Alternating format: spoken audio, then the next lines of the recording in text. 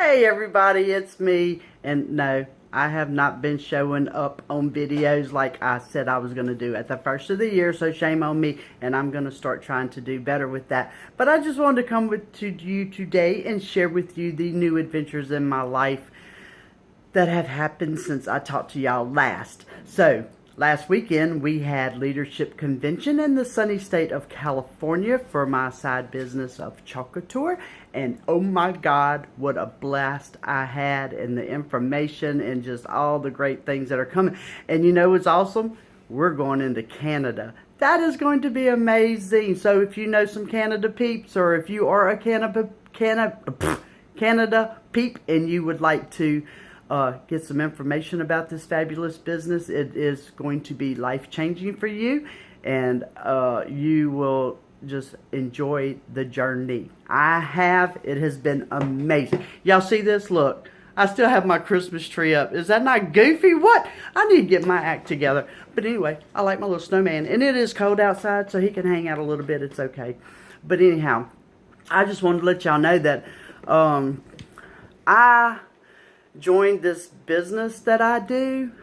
Like I said before, you know, I was going to do it as a hobby or whatever, and then I decided to do it as a business, and I'm so glad I did, because at leadership I met the most amazing women that I have only been following on Facebook and having little chats on Facebook, and I got to see them in person, and oh my God, what an amazing group of people. And just the sister love and brother love, because there's a few guys in there, was just amazing. And I just I was just blown away. I was just blown away that all of this goodness has come into my life.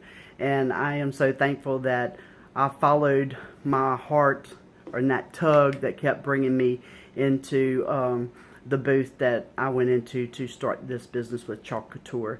And I'm so thankful for it, and the patience and the goodness that all of my friends with chocolate tour have poured into my life, and it is amazing. But this video is not really about my business, okay? Because I told y'all I was gonna give y'all plug-ins into my life and the craziness that goes on with it. And I guess for me right now, I'm just feeling really just amazed. I'm just amazed at the God's blessings in my life. There's a few things that happen that, you know what? God knows what you're thinking about. You don't even have to say anything. My sweet husband, bless his heart, he got put on a job, and he's on the night shift, and it's kind of cold. And he don't do cold. You hear me? And in my thoughts that I never spoke out loud, I was like, oh God.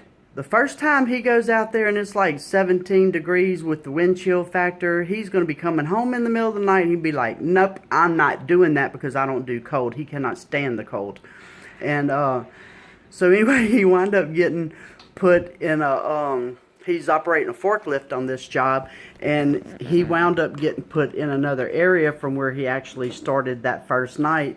And the forklift he's in, guess what? God is so great. It has a heater.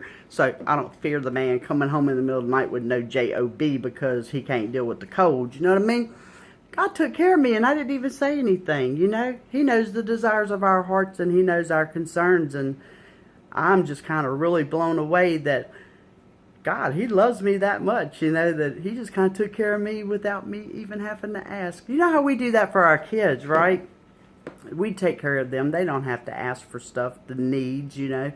And God knows my needs, and he loves me enough that he throws some wants in there in my life, and he's done it several times. And speaking of that, I want to share a little story with y'all. So my ex, he had a nerve disease, and we spent a lot of time in and out of hospitals. And I went through a time in my life during that we were waiting for his disability to kick in. So we actually had absolutely no promised income for 6 months. 6 months, you know. And God, you know, when this came up, God talked to me just like I'm talking to you. Like, I heard the man's voice. You hear me? And he said, if you trust me 100%, I'm going to take care of you. That's a pretty powerful statement, you know? 100%. Oh my God. What does 100% mean? 100% means you can't waver at all in your trust.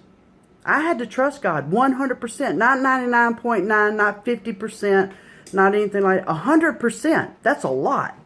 That means I can't worry about this. You know, I can't pick up what I thought was something I needed to worry about. I could not worry about it. I had to trust God 100%. That's awesome. And it was a test of my faith like you would not believe.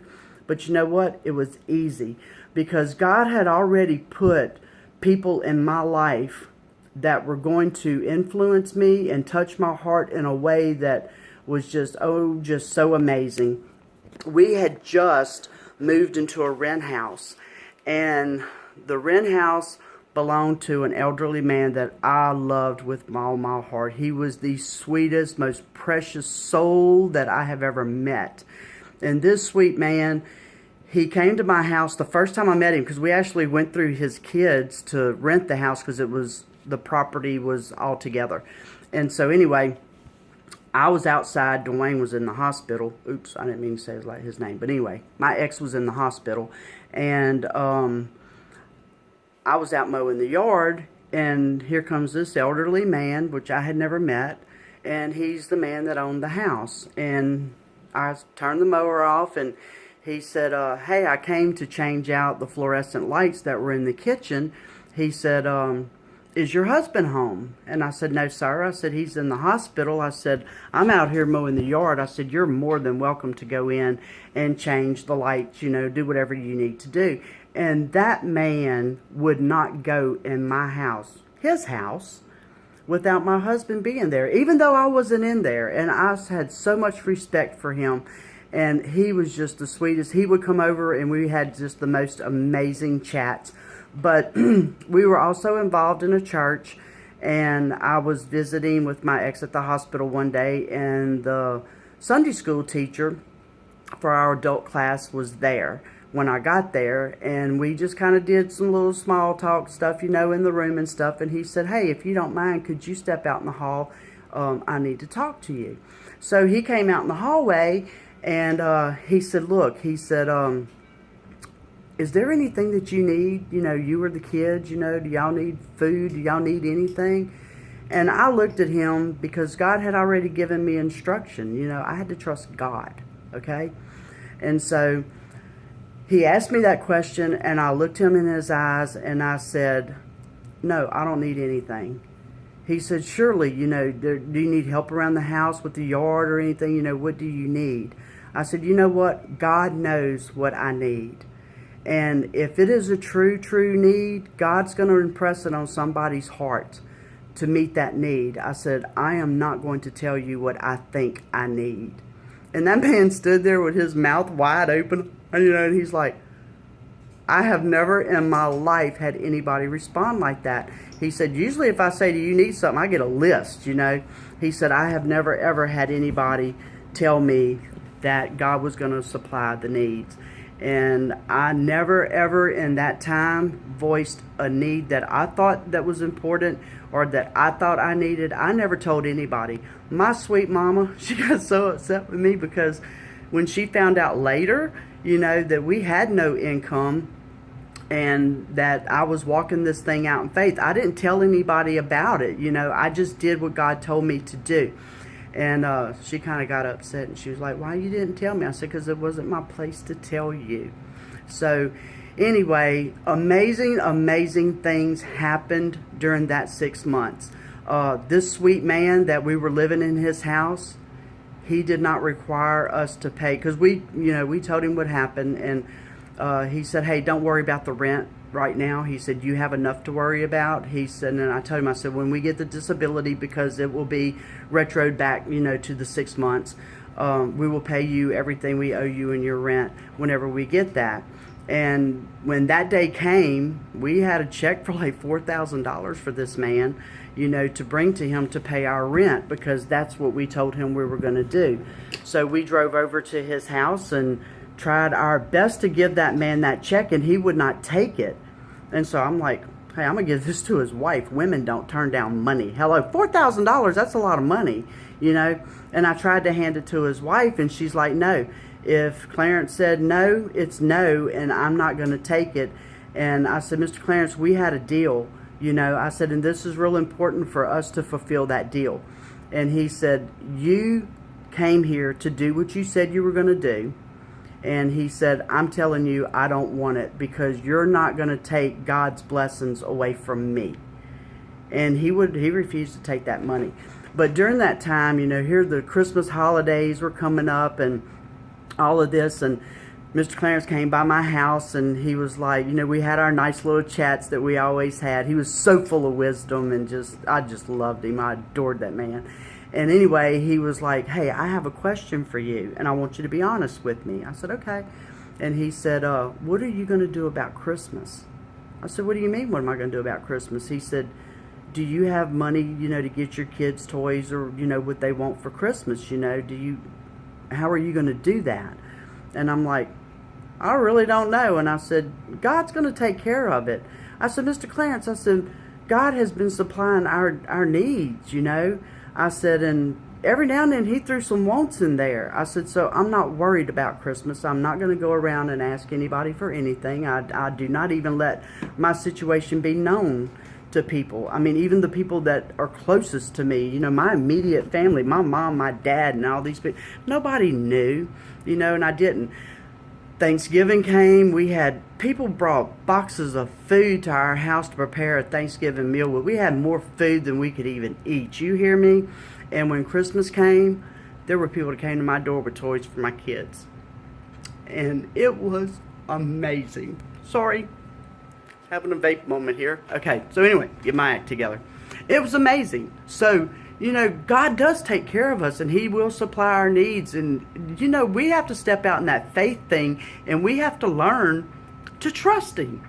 You know, I don't know if you're going through a financial situation and you don't know where, you know, the money's going to come to pay your utility bill. Let me tell you something. I had a phone bill that came in, and it was like $125 and some change. Well, when these bills came in my house, I had no means to pay it, you know. I mean, God already told me, hey, I'm going to take care of you. Trust me. There's that 100% thing again, you know. So when those bills came into my house, I looked at them, and I took them and I went and put them in my Bible. And I said, God, you told me to give these to you, so that's what I'm doing. You know, I trust you. This is going to be okay. You've got me. You've got my back. And you promised me that you were going to take care of me. And I stand on that, and I believe that with my whole heart. And I would put it in my Bible. And anyway, that bill was due on a Monday. And if that bill didn't get paid, then said phone was going to get turned off. And that was going to be that, okay? So we had got up and we went to church that morning, and we came back home, and we were sitting out on the patio, and up comes this car up my driveway that I didn't recognize. I was like, man, who's that? Who's that? And so finally they pull up and they stop and they get out, and it was two sweet, sweet little elderly women, and they came up and they handed me an envelope that had a card in it, and they were like, we prayed for y'all this morning in our Sunday school class, and we felt led to take up a love offering for you. So we wanted to come by and bring that to you and pray with y'all if y'all don't mind. So we did. And I took that envelope and I went and stuck it in my Bible as well, you know, and because we had company over. So we visited with the company and everything, and after everybody had left, I went and opened the card and read it. And inside that card was $126. It's like, really? How amazing is that? What? I'm like, this stuff happens to everybody else. This kind of stuff has never happened to me, but God was showing up in my life in such an amazing way daily. And it's just the whole trust. And so when I tell you I walked my life in faith, you know, how hard is it? I had 3 kids to take care of, you know, and I didn't worry about it. And I had a Ryan mower because the property we were on was like 2.5 acres of land. So we had like an acre up front, and they had an acre and a half in the back. And Mr. Clarence, his sweet little soul, had a little garden back there by his son's house that he would go to every day and go work in his garden and piddle and stuff. And I would get on that little riding lawnmower of mine, and I'd turn on my music, and I would sing and mow the yard. Well, he comes over one day, and he's like, "Miss Debbie, I need to tell you something." I'm like, "Sure, Miss Clarence, what's up?" He said, "I want you to know you bless my soul." And I'm like, "Okay." And he said, "You don't know this?" He said, "But I hear you when you're on that mower singing." And I'm like, "Oh, no, you don't," because this girl here can't sing. Larry Garrett, if you watch this, you can confirm. I can't sing. You hear me? But God only requires us to make a joyful noise. And I was being joyful and making my noise. It might not have been joyful to those that were hearing it, but you know what? I don't care. So I mowed my yard, and I already told y'all that my ex was abusive. So there was a song that we used to sing in church that said, "Victory, victory is mine. When I hold my peace and I let the Lord fight my battles, victory is mine." And I claim victory over every inch of my yard. Do you hear me? And it was amazing. So anyway, I just wanted to share that life story with you, and I hope that that blesses you and inspires somebody and touches somebody and means something to somebody, because I'm assuming somebody needed to hear this, and I hope that it is you. And I hope that you allow God to show up in your life, because we do serve an amazing, amazing God that does love us. And He does want what's best for us, just like we want for our children. And He will provide for you. And so anyway, that is my story for today. And I am fixing to try and go find me some Canadian peeps that I can get hooked up in this business, because, oh my God, it's such an amazing thing. But anyway, I'm going to just get off of here and get on about the rest of my business for today. And I just want to tell you, I appreciate all of y'all that do follow me and listen to the crazy adventures of my life. And I am so blessed and humbled by all the love and the shares and comments that I get. It's an inspiration to me, and it is an encouragement to me, and for all of you that do support my business and just encourage me to keep doing what I'm doing, because I want to reach my goals, and I love to bless people. You know why? Because God blessed my life so much and poured into me. So you know what? I want to pour into others, and I just love doing stuff for people, and it's just fun. You know, it's like, yeah, I got this. I got you. I'm here for you, sister, and I'm going to help you out. So anyway, y'all have a blessed rest of your evening, and I'm going to get out of here, and I'm going to catch all of you friends on the flip side. Bye.